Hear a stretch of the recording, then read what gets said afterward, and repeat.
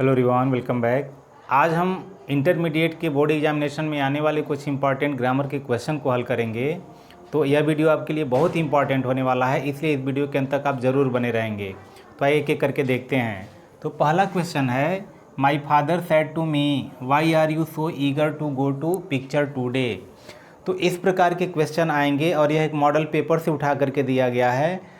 तो अब हमको इसको बदलना है इनडायरेक्ट स्पीच में, यानी डायरेक्ट नरेशन है, इसको इनडायरेक्ट नरेशन में परिवर्तित करना है। तो इसके रूल्स क्या होते हैं? तो अगर रिपोर्टिंग वर्ब और रिपोर्टेड स्पीच दो पार्ट में बंटा हुआ है कि जब रिपोर्टेड स्पीच का जो सेंटेंस होता है इंटेरोगेटिव में होता है, तब हम जो यह रिपोर्टिंग वर्ब का सेंटेंस होता है उस वर्ब को हम सबसे पहले आस्क्ड में परिवर्तित करते हैं, क्योंकि रिपोर्टेड स्पीच का सेंटेंस इंटेरोगेटिव में है। तो इंटेरोगेटिव होने पर हम इसको आस्क्ड में बदलेंगे। तो जब हम इसको चेंज करेंगे इनडायरेक्ट में, तो इसका आंसर होगा, ये हो जाएगा कि माई फादर, और ये हो जाएगा आस्क्ड, और ये होगा मी। उसके बाद क्या किया जाता है कि रिपोर्टिंग वर्ब और रिपोर्टेड स्पीच को जोड़ने के लिए कोई ना कोई लिंकर का प्रयोग करते हैं। तो लिंकर कैसे प्रयोग करेंगे? अगर इंटेरोगेटिव है तो दो चीज़ से जोड़ता है, इफ़ या वेदर से, या जिस क्वेश्चन वर्ड से प्रारंभ होता है हम उसी क्वेश्चन वर्ड से उसको जोड़ देते हैं। तो यह WH फैमिली से प्रारंभ होने वाला जो क्वेश्चन वर्ड है उसी से हम इसको जोड़ देंगे। तो जैसे ही हम इस वाई से जोड़ेंगे तो शेष जो भी हमारा सेंटेंस होगा वह असर्टिव में परिवर्तित हो जाता है। तो असर्टिव में परिवर्तित होने पर जब भी हम असर्टिव सेंटेंस लिखते हैं तो हमेशा सब्जेक्ट पहले होता है। तो सब्जेक्ट इसमें देखिए यू दिया है, तो यू सेकेंड पर्सन है, और यू हमेशा जो सेकेंड पर्सन होता है ऑब्जेक्ट के लिए आता है। तो ऑब्जेक्ट मी है। अब दूसरा कार्य देखेंगे कि यह सब्जेक्टिव केस है कि ऑब्जेक्टिव केस है। तो यहाँ पे यू सब्जेक्टिव केस के रूप में है, तो मी का जो सब्जेक्टिव केस होगा वही लिखेंगे। तो ये लिख देंगे आई।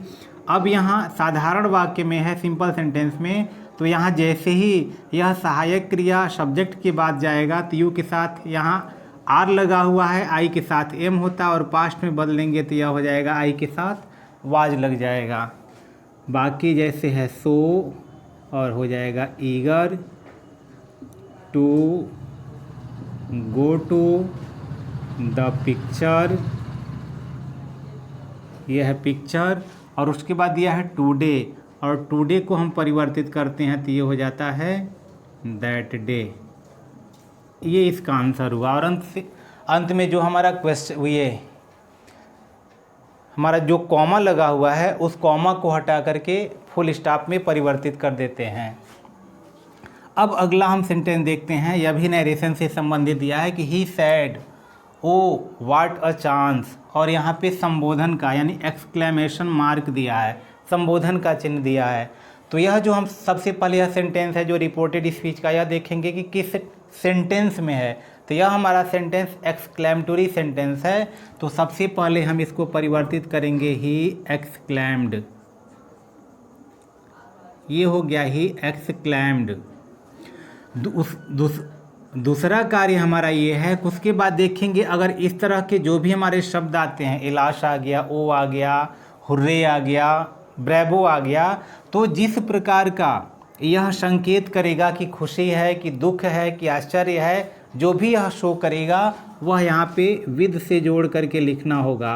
तो यह आश्चर्य प्रकट कर रहा है क्योंकि ओ व्हाट अ चांस, तो यह एक तरह से हमारा एक्सक्लेमेशन, ये क्या बोलते हैं, आश्चर्य प्रकट कर रहा है। तो इसलिए यहाँ पे हम लिखेंगे सरप्राइज्ड, तो ये हो गया सरप्राइज्ड। तो ही एक्सक्लेम्ड विद सरप्राइज, और उसके बाद हम दैट से जोड़ देते हैं। फिर दैट से जैसे जोड़ेंगे उसके बाद हमको सब्जेक्ट, यानी हमको असर्टिव में वह परिवर्तित कर देना होता है, तो हम सब्जेक्ट ढूंढेंगे। तो इसमें कोई भी देखिए सब्जेक्ट दिखाई नहीं दे रहा है।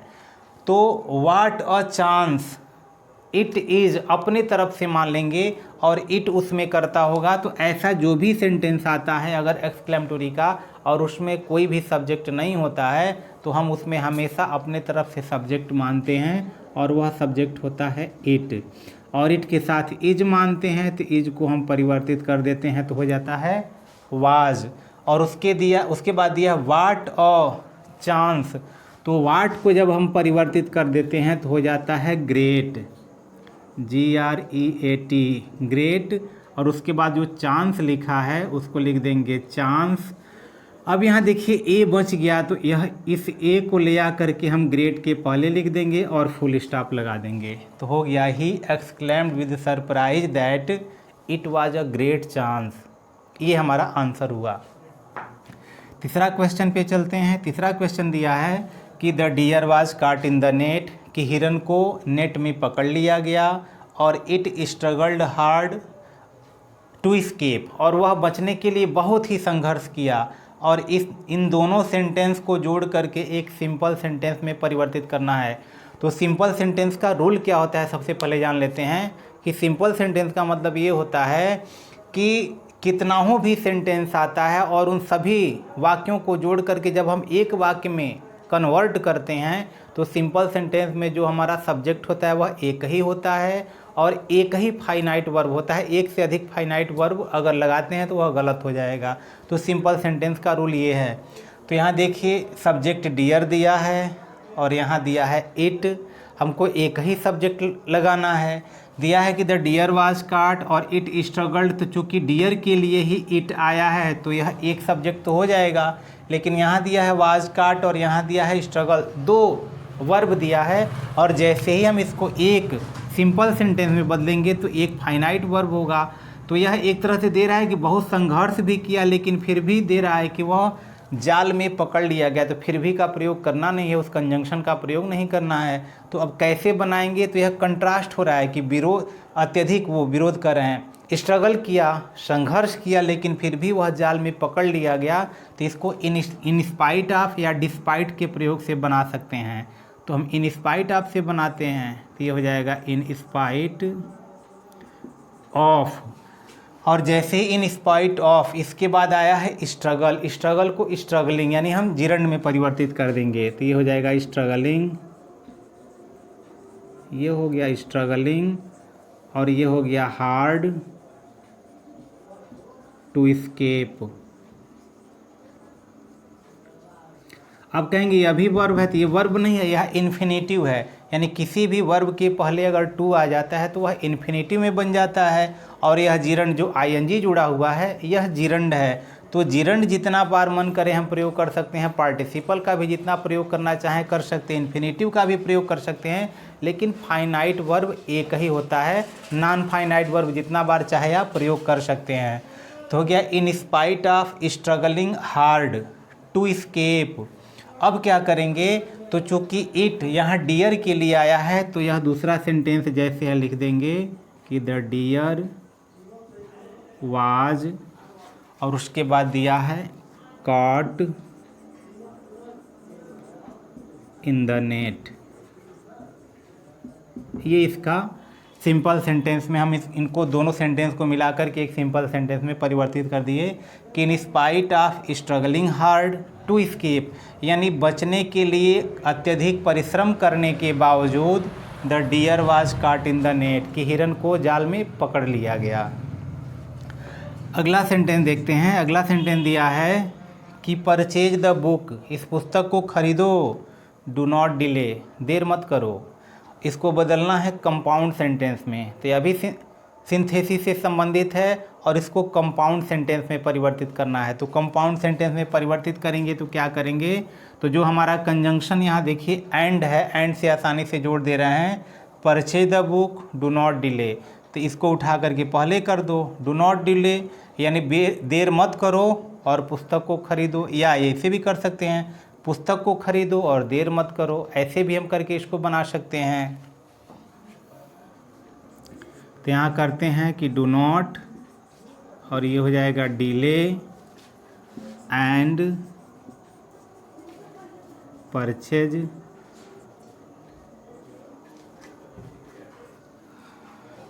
द बुक, ये हमारा आंसर हुआ। और कंपाउंड सेंटेंस में यह परिवर्तित हो गया कि डू नॉट डिले, विलम्ब मत करो और इस पुस्तक को खरीदो। अगला सेंटेंस दिया है कि I met a boy, he was very intelligent, इसको परिवर्तित करना है सिंपल सेंटेंस में। तो जैसे ऊपर वाला था उसी तरह यह भी है कि कितना हो भी सेंटेंस हो, उनको जब सिंपल सेंटेंस में बदलते हैं तो एक सब्जेक्ट और एक फाइनाइट वर्ब होता है। सब्जेक्ट यहाँ दो दे रहा है, दे रहा है कि मैं एक लड़के से मिला और वह लड़का बहुत ही इंटेलिजेंट था, बहुत ही मेधावी था या बहुत ही बुद्धिमान था। तो यहाँ सब्जेक्ट आई है, यहाँ सब्जेक्ट ही है। तो इस प्रकार हमको इसको परिवर्तित करना है तो सब्जेक्ट एक ही आए। तो जो ही है इस बॉय के लिए आया हुआ है, क्योंकि बॉय नाउन है और उसको प्रोनाउन में यहाँ परिवर्तित किया गया है, तो ही आया है, ही समाप्त हो जाएगा। फिर दे रहा है कि ही वॉज वेरी इंटेलिजेंट, तो कौन इंटेलिजेंट था? तो वह लड़का इंटेलिजेंट है। तो यह इंटेलिजेंट है, तो यह लड़के की विशेषता है। यह एडजेक्टिव की सहायता से हम बना देंगे और इसको उठा करके हम बॉय के पहले लिख देंगे। तो यहाँ लिख देंगे आई और यहाँ हो जाएगा मेट और वेरी इंटेलिजेंट, ये हो गया इंटेलिजेंट और ये हो जाएगा बॉय। यह सिंपल सेंटेंस में परिवर्तित हो गया। आई मेट, मैं मिला। अब ए बॉय, ये लड़का तो ठीक है, लेकिन इसकी विशेषता बताने के लिए आया है वेरी इंटेलिजेंट, यानी इंटेलिजेंट हमारा एडजेक्टिव है और इस एडजेक्टिव का भी जो विशेषता बताता है वो एडवर्ब होता है। तो इसलिए इसको उठा करके ए के पहले लिख देंगे I met a very intelligent boy. तो इस प्रकार से यह सिंपल सेंटेंस में परिवर्तित हुआ। कुछ और क्वेश्चन देखते हैं। तो अगला क्वेश्चन देखते हैं। तो अगला क्वेश्चन है, दे रहा है कि सुपरलेटिव में दिया हुआ है कि Ashoka is the greatest king in the history of India, और इसको परिवर्तित करना है आपको पॉजिटिव डिग्री में, यानी ट्रांसफॉर्मेशन है। तो ट्रांसफॉर्मेशन का मतलब ही होता है कि उसका अर्थ परिवर्तित ना हो, यानी एक सेंटेंस से हम दूसरे सेंटेंस में जब हम परिवर्तित करते हैं तो उसके अर्थ में कोई परिवर्तन ना हो, तो वही ट्रांसफॉर्मेशन होता है। तो यह सुपरलेटिव डिग्री है, इसको बदलना है पॉजिटिव डिग्री। तो दिया है कि Ashoka is the greatest king in the history of India. अब इसको जब हम सुपरलेटिव डिग्री से पॉजिटिव डिग्री में परिवर्तित करते हैं तो जो सब्जेक्ट होते हैं आपस में परिवर्तित हो जाते हैं। दूसरा कार्य, अगर सुपरलेटिव में नॉट नहीं है तो पॉजिटिव में नॉट आ जाएगा। तो यह देखिए अफर्मेटिव सेंटेंस में है, तो अब हम इसको जब बदलेंगे यानी सुपरलेटिव से पॉजिटिव डिग्री में, तो अफर्मेटिव सेंटेंस नेगेटिव में परिवर्तित हो जाएगा।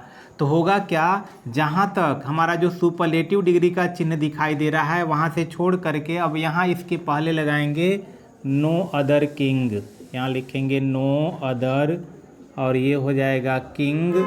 अब किंग के बाद जितना भी हमारा सेंटेंस में जो वर्ड बचे हुए हैं सबको लिखेंगे। ये हो जाएगा इन द हिस्ट्री ऑफ, और उसके बाद हो गया इंडिया। अब यहाँ तुलना किससे किया जा रहा है, तो अशोक से, तो यहाँ लिखेंगे इज। अब चूंकि सेंटेंस नो से शुरू हुआ है, यह नकारात्मक यानी नेगेटिव सेंटेंस हो गया। तो नेगेटिव सेंटेंस में यानी नेगेटिव सेंटेंस का जो पॉजिटिव डिग्री होता है उसमें हम सो एज का प्रयोग करेंगे। अगर वह अफर्मेटिव में होगा तो एज का प्रयोग करते हैं। तो यहाँ हम शो का प्रयोग करेंगे, सो, और उसके बाद जो भी एडजेक्टिव है जिससे तुलना किया जा रहा है, तो ग्रेटेस्ट, इसका जो पॉजिटिव डिग्री होगा वह लिख देंगे ग्रेट, और उसके बाद लिख देते हैं एज, यानी सो एज का प्रयोग करते हैं और उसी बीच में सो एज के बीच में हम उस डिग्री का प्रयोग कर देते हैं जिससे तुलना किया जा रहा है। तो ग्रेट हो गया। अब उसके बाद दिया है कि no other king in the history of India is so great as. अब किससे तुलना किया गया है, तो अशोक से, तो यहाँ हो गया अशोक। ये हमारा पॉजिटिव डिग्री में हो गया कि Ashoka is the greatest king in the history of India, इसको पॉजिटिव डिग्री में परिवर्तित किया गया। तो हो गया कि no other king in the history of India is so great as Ashoka. अगला सेंटेंस देखते हैं। अगला सेंटेंस दिया है कि समर फॉलोज विंटर, और इसको परिवर्तित करना है पैसिव वॉइस में, तो पैसिव वॉइस में चेंज करना है, यह भी ट्रांसफॉर्मेशन है। तो समर फॉलोज विंटर यानी गर्मी जाड़े के पीछे पीछे आता है, उसका पीछा करता रहता है। जब पैसिव वॉइस में बदलते हैं तो एक्टिव वॉइस का जो सब्जेक्ट होता है पैसिव वॉइस में ऑब्जेक्ट बन जाता है, और जो पैसिव वॉइस का सब्जेक्ट होता है उसमें जाकर के वह ऑब्जेक्ट बन जाता है, और इसमें जो ऑब्जेक्ट होगा एक्टिव वॉइस का वह इसमें आगे सब्जेक्ट बन जाएगा। तो यानी यह सब्जेक्ट है, ये वर्ब है, ये ऑब्जेक्ट है, तो ऑब्जेक्ट सब्जेक्ट के रूप में परिवर्तित होगा। तो जैसे ही इसका पैसिव वॉइस बनेगा तो ये हो जाएगा विंटर। प्रेजेंट इंडेफिनिट है तो इसलिए सिंगुलर नंबर है, हम इज का प्रयोग करेंगे पैसिव वॉइस में, और पैसिव वॉइस में हमेशा जो वर्ब होता है वह थर्ड फॉर्म में आता है। तो यहाँ हो जाएगा फॉलोड और उसके बाद बाई, और यहाँ लिख देंगे समर। ये हमारा पैसिव वॉइस हो गया, यानी summer follows winter active voice में है, इसको पैसिव वॉइस में बनाया गया। तो winter is followed by summer, ये इसका पैसिव वॉइस का आंसर हुआ। अगला उसी तरह दे रहा है कि how beautiful the scenery is, यह असर्टिव सेंटेंस में परिवर्तित करना है। तो पहले हम सेंटेंस देखेंगे, यह भी ट्रांसफॉर्मेशन है। यह जो सेंटेंस है वह एक्सक्लेमेटरी सेंटेंस है, क्योंकि एक्सक्लेमेशन का यहाँ मार्क लगा हुआ है, चिन्ह लगा हुआ है।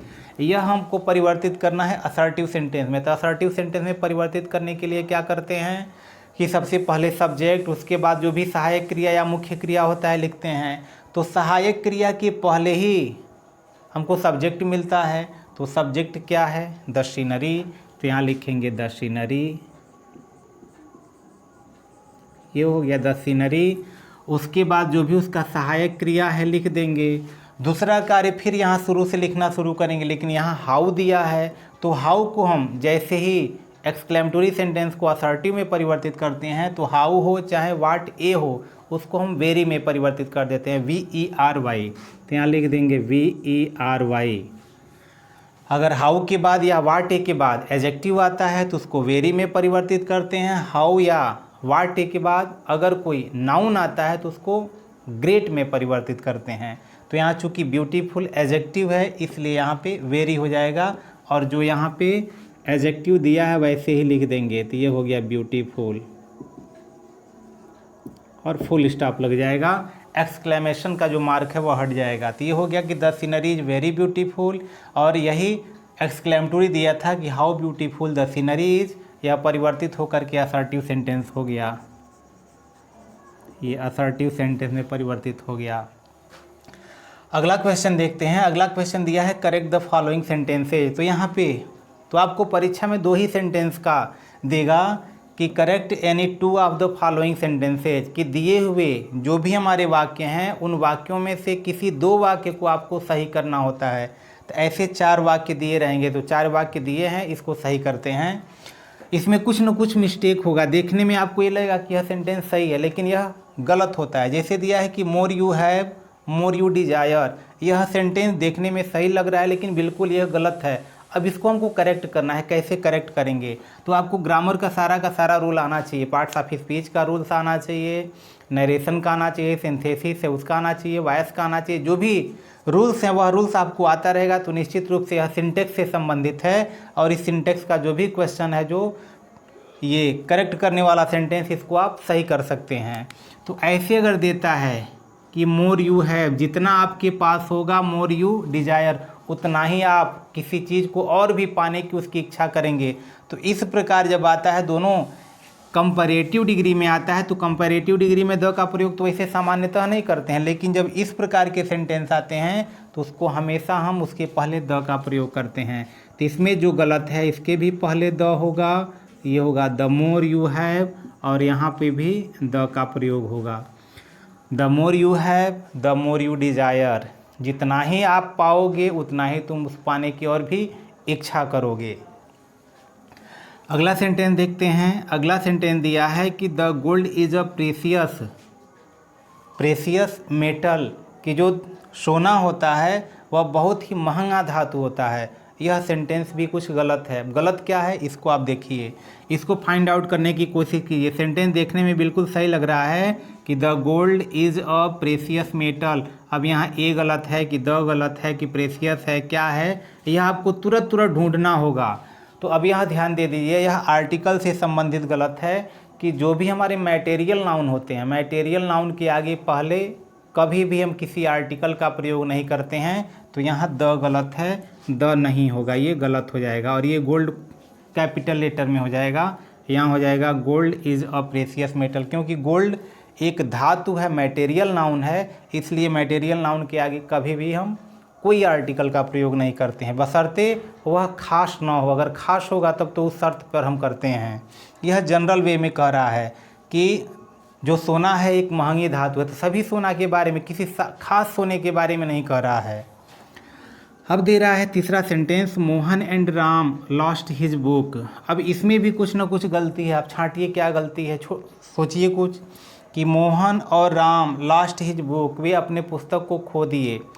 तो यानी मोहन भी ठीक है, एंड भी ठीक है, राम भी ठीक है, लॉस्ट भी ठीक है, हिज भी ठीक है, तो बुक, तो गलती क्या है? तो यहाँ देखिए मोहन और राम दोनों के लिए दिया है कि उन लोगों ने अपनी पुस्तक को खो दिया। तो मोहन और राम यहाँ दो हैं और हिज सिंगुलर नंबर का पॉजिटिव केस है। तो अगर ये प्लूरल नंबर है और दोनों थर्ड पर्सन है तो थर्ड पर्सन का हमको पॉजिटिव केस लगाना होगा। तो यहाँ हिज की जगह देयर का प्रयोग करेंगे। देयर सही है, हिज गलत है, ये ध्यान देना है। तो ये सारे आपको बारीकियों से जो भी हमारे छोटी छोटी गलतियाँ हो रही हैं उनको ध्यान देना होगा, वह किस प्रकार से सही हो रहे हैं वह सारे चीज़ आपको याद करने होंगे। अगला क्वेश्चन दिया है, ask he to go. Ask कहो, ही वह, टू गो जाने के लिए। तो उसको जाने के लिए कहो कि वह जाने के लिए कहो? तो उसको जाने के लिए कहो।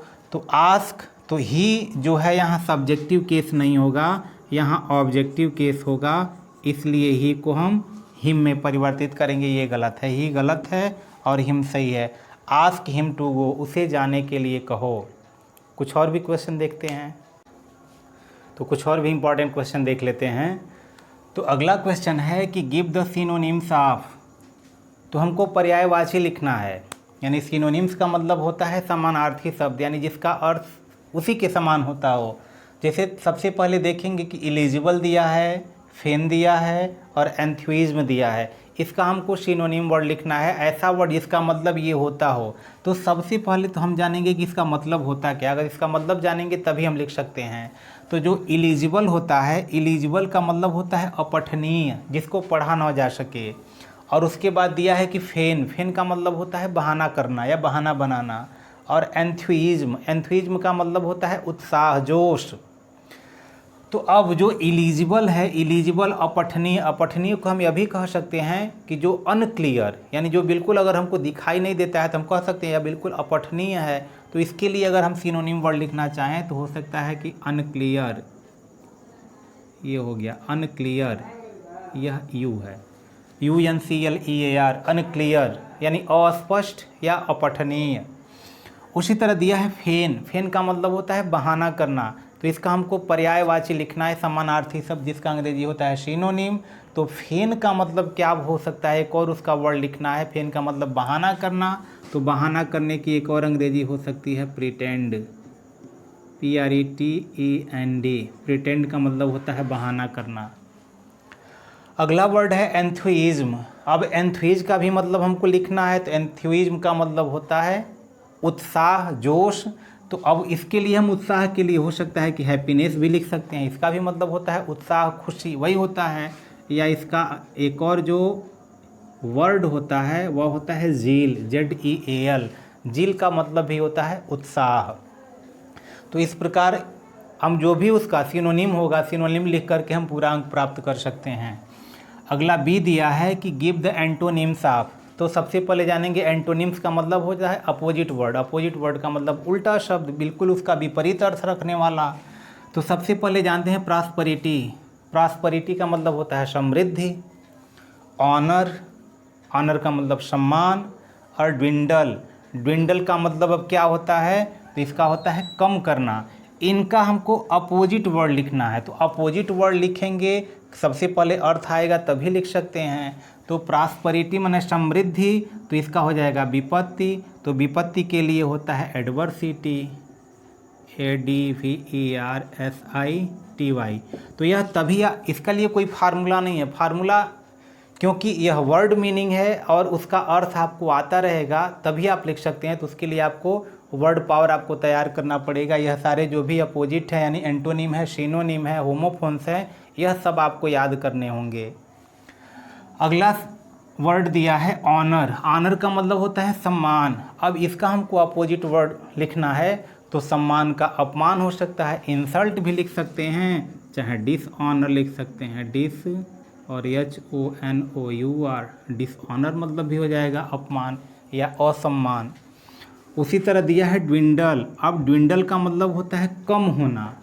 अगर इसका हमको अपोजिट वर्ड लिखना होगा तो क्या हो सकता है, तो प्रॉस्पर लिख सकते हैं, यानी समृद्धि होना, यानी उसमें वृद्धि होना। तो इसका अपोजिट वर्ड आसानी से हो सकता है। अब अगला जो सेंटेंस दिया है इसको होमोफोन है, इसमें दोनों में हमको डिस्टिंग्विश करना होगा। डिस्टिंग्विश का मतलब अंतर स्पष्ट करना होगा, और अंतर स्पष्ट कैसे करेंगे, आप उसको सेंटेंस में प्रयोग करके ही करेंगे, अपने सेंटेंस में उसको यूज करेंगे। तो केवल हम यहाँ पे इसका अर्थ लिख रहे हैं और उसका आप जो भी है सेंटेंस में यूज कर लेंगे। जैसे दिया है साइट, साइट का मतलब होता है उच्चारित करना, यानी जो भी ब्राह्मण लोग हैं वह मंत्रोच्चार कर रहे हैं, यानी तुम कविता का उच्चारित करो, यानी जो भी हमारे वर्ड हैं वर्ड का उच्चारित करो। तो यानी उच्चारण होता है, उच्चारित करना, यानी उच्चारित करना। इसका सेंटेंस में आपको प्रयोग करना होगा। तो प्रयोग तभी कर पाएंगे जब इसका अर्थ आपको आता होगा, तभी कर सकते हैं। उसी प्रकार होता है साइट, साइट का मतलब होता है स्थल, यानी स्थान को कहते हैं। तब इसको भी प्रयोग कर सकते हैं कि यानी जो the site of the building is very suitable, कि जो हमारे बिल्डिंग का जो भी साइट है वह बिल्कुल उपयुक्त है, सूटेबल है, ऐसा करके इसको प्रयोग कर सकते हैं।